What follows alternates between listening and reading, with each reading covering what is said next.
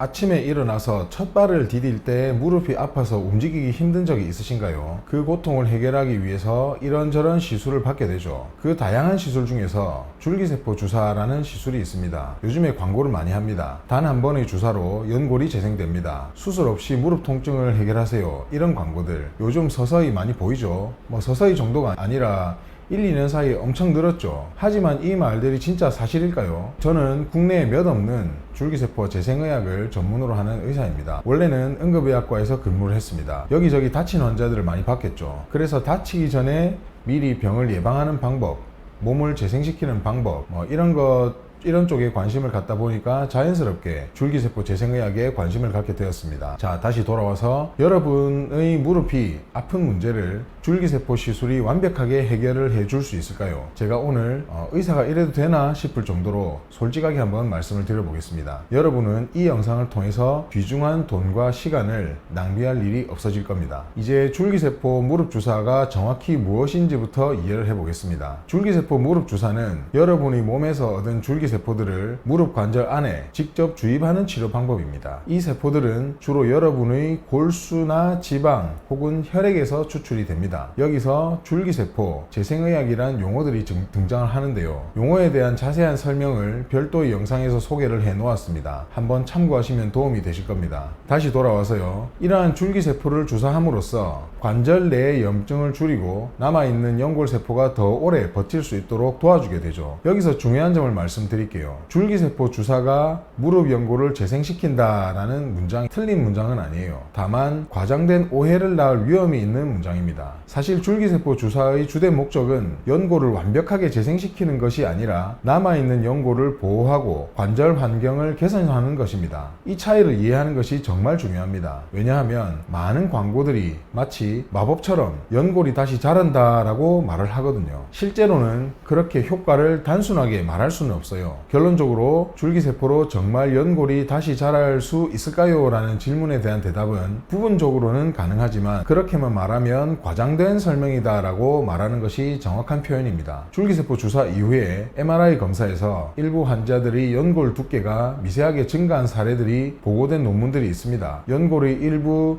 회복 가능성을 시사하는 긍정적인 신호죠. 하지만 이 변화는 아직까지 통계적으로 뚜렷한 유의성을 갖기에는 연구 데이터가 충분하진 않습니다. 즉 완전히 달아 없어도 연골이 다시 새 연골로 자란다는 식의 기대는 아직은 좀 과도할 수가 있습니다.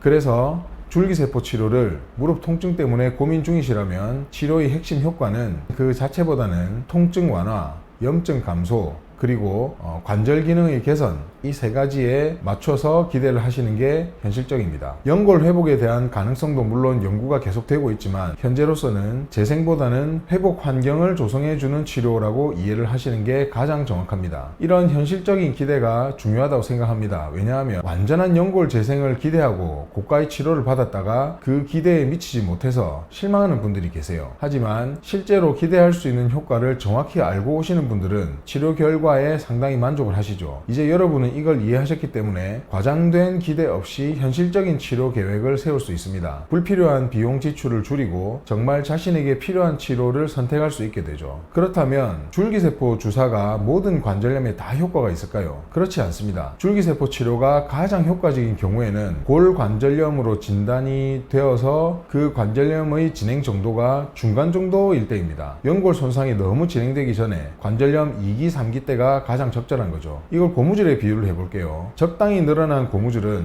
힘을 빼면 거의 100% 원래 모양으로 돌아오지만 지나치게 늘어난 고무줄은 더 이상 완전히 돌아오지 않죠. 우리 무릎 관절도 마찬가지입니다. 초기에 적절한 개입이 이루어지면 회복 가능성이 높아요. 하지만 관절염이 너무 진행된 후에는 치료 효과에 한계가 있습니다. 따라서 무릎에 불편함을 느끼기 시작했다면 그때가 줄기세포 치료를 할 수 있는 최적의 타이밍이라는 거죠. 관절염이 더 진행되는 것을 방지하는 목적이 관절염이 초기나 중기라면 다른 시술은 오히려 과할 수 있습니다. 차라리 줄기세포 시술을 통해서 관절염이 더 심각해지는 것을 방지하면서 연골을 튼튼하게 유지하는 것이 더 현명한 선택이 되는 거죠. 반면에 이미 관절염이 매우 진행된 상태라면 줄기세포 치료에 과도한 기대를 걸지 않고 적합한 다른 치료법을 찾는 게 좋을 수도 있습니다. 다음으로 많은 분들이 고민하시는 비용 문제에 대해서 말씀을 드리겠습니다. 줄기세포 치료는 아직 건강보험이 적용이 되지 않기 때문에 경제적인 부담이 클 수밖에 없습니다. 실비보험 적용에 관련된 이슈가 있지만 어쨌든 상당히 고가인 것이 사실입니다. 하지만 시술을 결정할 때 단순히 가격만을 기준으로 판단하는 것은 신중할 필요가 있습니다. 가장 중요한 건